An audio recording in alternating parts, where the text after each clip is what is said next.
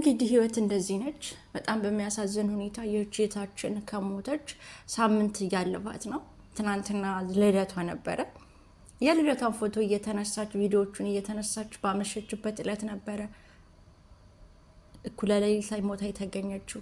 ምንም እንኳን የሞቷ መንስኤ እንደዚህ ተጣርቶ የታወቀ ባይሆንም የተለያየ የፖሊስ ምርመራ ውጤት እንደሚያመላክተው የተለያየ ጭምጭምጫዎች እንደሚያመላክቱት በባለቤቷ እንደተገደለች ነው የሚነገረው።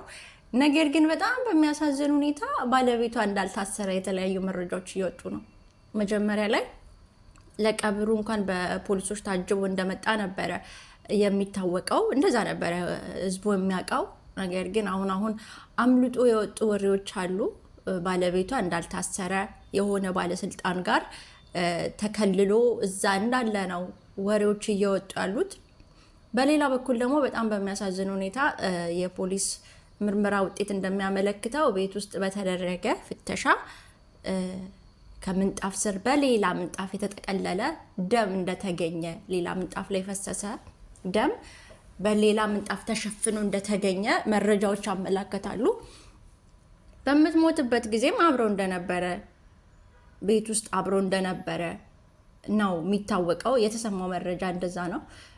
ደግሞ እህታችን አብራው እያለች በጣም ብዙ በደሎች እንደሚደርሱባት ተመታ፣ በለዘ ፊቷ ሞቷል። ኢቨን እጇ ሁሉ ተሰብራ ከ6 ወር በፊት እንደዚህ መቷት ደብድቧት ተሰብራ ሆስፒታል ገብታ እንደነበረችም የተለያዩ መረጃዎች ያመለክታሉ። ነገር ግን በጣም ከባድ የሚያደርገው ነገር አሁን ኢትዮጵያ ውስጥ ያለው ፍትህ በጣም አስጠሊታ ነው። እውነት ለመናገር እያየን ነው። ዛሬ በሷ ብቻ የተጀመረ አይደለም። ብዙ እህቶቻችን ኢቭን ከህፃናት ጭምር እየሞቱ እየተደፈሩ እየተገደሉ ምንም አይነት ፍትህ እያገኙ እንዳይደለ እያየን ነው። ምን ሳይታልም የተፈታ ነው አይደለም። እሱ ይሄ ታዋቂ የሆነ ሰው ቀርቶ እንደው ምንም የማይታወቅ ግለሰብ ራሱ በአግባቡ ለሰራበት ወንጀል ቅጣት ሲበየንበት እያየን አይደለም። በጣም በሚያሳዝን ሁኔታ የዚችም ልጅ ነፍስ እንደዚች በከንቱ እንዳትቀር እግዚአብሔር የፍትህ አምላክ፣ የእውነት ፈራጅ አምላክ እሱ የእውነት ፍትህ ለሷ እንዲገልጥላት ነው የኔ ምኞት። ግን አሁን እየወጡ ያሉ መረጃዎች በጣም ነው የሚያስጠሉት፣ በጣም ነው የሚሰቀጥጡት። እንዳልኳችሁ አልታሰረም። ባለቤቷ አንዷለም ተጠርጣሪ ነው ተብሎ ተይዟል ተብሎ መረጃ ወጥቶ ነበረ። ነገር ግን አሁን ላይ እየወጡ ያሉ መረጃዎች አሉ አልታሰረም እየተባለ ነው። እንግዲህ አልታሰረም ምንድነው ከለላ ተደርጎለት የሆነ ባለስልጣን ቤት ተሸሽጎ እንዳለ እዛ እየቃሙ የፋ እያሉ እንደሆነ በድብቅ ምግብ ምናምን የሚያቀብል ሰው እንዳለ አንዲት ጓደኛዋ ደውላ እንደተናገረች ወሬ እየወጣ ነው ያለው። በጣም ከባድ ነው። የሞተ ተጎዳ። እንግዲህ ይህም ሆነ ያ የሞተችው እህታችን ተጎዳች። ህልሟን፣ ተስፋዋን፣ ልጅነቷን የምትወዳት እናቷን አውላላ ሜዳ ላይ ጥላ ከህልሟ ሳትደርስ በአጭር የተቀጣችው እህታችን በጣም ታሳዝናለች። ግን እግዚአብሔር ፍትህ፣ የፍትህ አምላክ፣ የእውነት አምላክ እውነቷን እሱ ያውጣው ነው የምለው። እኔ እህቶቼ ዛሬ ምንድነው ላወራ የፈለግኩበት ምክንያት ምንድነው?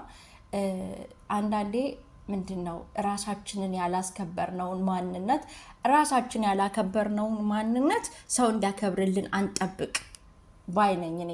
ለምንድነው ይሄንን ያልኩት? እንግዲህ ቀነኒና አንዷለም 2 ዓመት አንድ ቤት ውስጥ ኖረዋል። ነገር ግን ምንም አይነት ጋብቻ የላቸውም፣ አልተጋቡም፣ ህጋዊ ጋብቻ የላቸውም። ይፍ ቤተሰቦቿ ጋር ራሱ ሽምግልና እንዳልተላከ ቀለበት እንኳን እንዳልተደራረጉ ነው ከአባቷ የሰማነው መረጃ የሚያመለክተው። ያ ማለት ደግሞ በጣም ከባድ ነገር ነው። ምክንያቱም ቤተሰብ ካላወቀ አንድ ጋብቻ ህጋዊ በቀለበት ካልተሳሰረ ጋብቻ ነው ብለን መበየን አንችልም። አለ ባህላችን፣ በባህላችን በወጋችን አንድ ሴት ለትዳር ስትደርስ እጮኛ ሲኖራት ያ እጮኛዋ ነው ብላ አፏን ሞልታ መናገር የምትችለው ቤተሰብ ተቀብሎ ሽማግሌ ተልኮ ተቀብሎ ቀለበት ታስሮ ከዛ በኋላ ነው የእጮኝነት ማድረግ ለሱ ሊሰጠው የሚችለው። አሁን ግን ያንን የሚያመላክት አንዳች ነገር የለም እና አባቷ በሚያሳዝን ሁኔታ እኔ ማቀው ነገር የለም። በእርግጥ ጓደኛዋ እንደሆነ አውቃለሁ፣ ግን ምንም አይነት ሽማግሌ እኔ ጋር አልተላከም።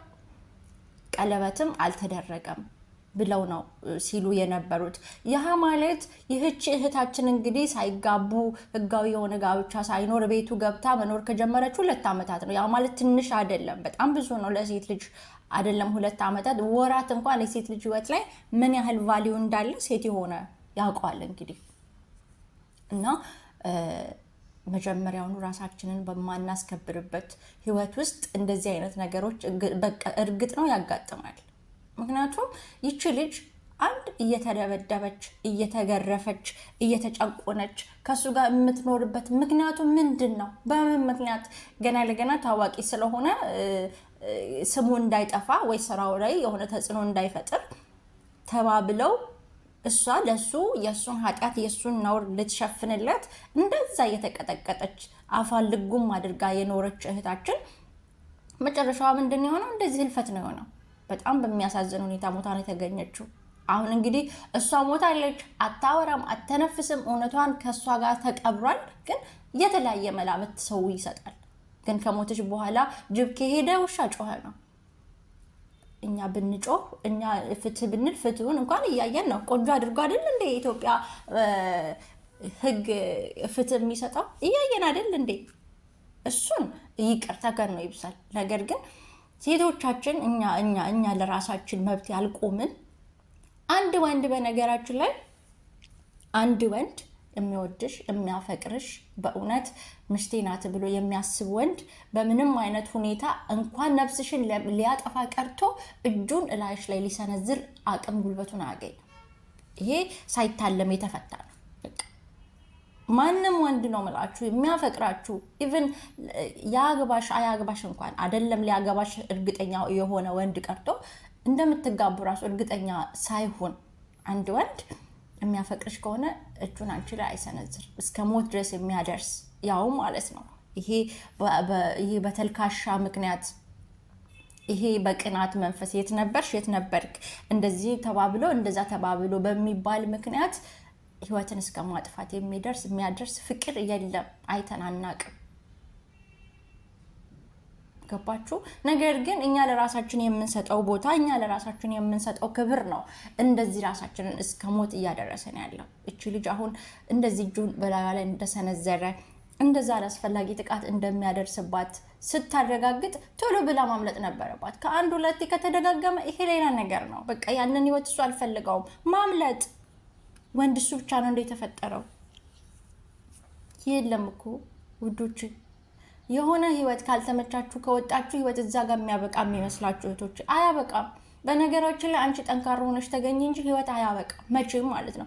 እግዚአብሔር ህይወትሽን በቃቺ እህል ውሃሽ ቀንሽ ናት ብሎ እስካላበቃበት ቀን ድረስ አንቺ ስትሮንግ ሆነሽ የምትሰሪ ራስሽን የምትጠብቂ የምትለወጪ ሴት ከሆንሽ ካለፈው የተሻለ ነው ወደ ህይወትሽ የሚመጣው እንጂ እመኝኝ ያነሰ ወንድ አይመጣም ወደ ህይወትሽ። ከአንድ ሰው ጋር ሙጭጭ ብለሽ ስትሰደቢ፣ ስትገረፊ፣ ስትቀጠቀጪ አፍሽን ለጉመሽ ዝም ስትይ መጨረሻሽ ይሄ ነው የሚሆነው። አስፈላጊ አይደለም።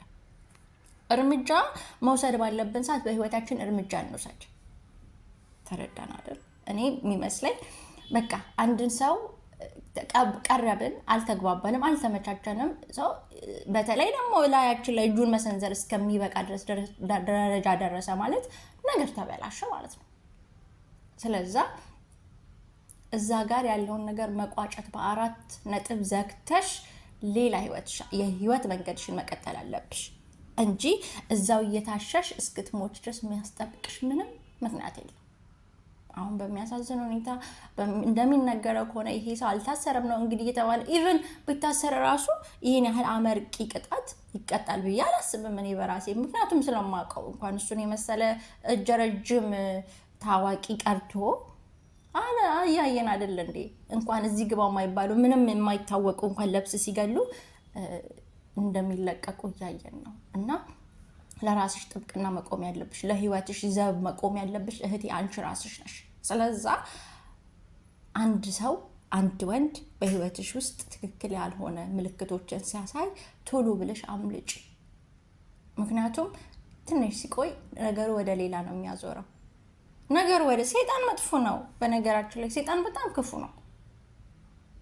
አንቺ ለራስሽ በህይወት እያለሽ ዘብ መቆም ካልቻልሽ ማንም ላንቺ ዘብ መቆም አይችልም። ለህይወትሽ ለራስሽ አንቺ ብቻ ጠንካራ ሆነሽ ከእንደዚህ አይነት አደጋ ራስሽን መከላከል ትችላለሽ። እና የእህታችንን ነፍስ እግዚአብሔር በአጸደ ገነት ያኑር። እንግዲህ ምን ይባላል? እውነቷን እግዚአብሔር አይሸሽግ። ሰው ቢሸሽግም ከእግዚአብሔር የሚሸሸግ ነገር የለምና እውነቷን እግዚአብሔር ገሃድ ያውጣላት። እንግዲህ እሷ እንግዲህ ተነስታ ከሞት ተነስታ እገሌ ገሎኝ ነው እገሌ እንዲያድርጎኝ ነው ብላ አትናገርም። ሁላችንም የራሳችን መላምት ነው የምናወራው። ነገር ግን ትልቁ እግዚአብሔር ደግሞ ከምንም በላይ የእሱ ፍርድ አለና ፍርዱን እግዚአብሔር እሱ ፍርዱን ይስጥ ነው የምለው እኔ። ግን እግዚአብሔር ገዳዩን እውነት ይሄንን ገዳይ እግዚአብሔር ያውጣው። እኔ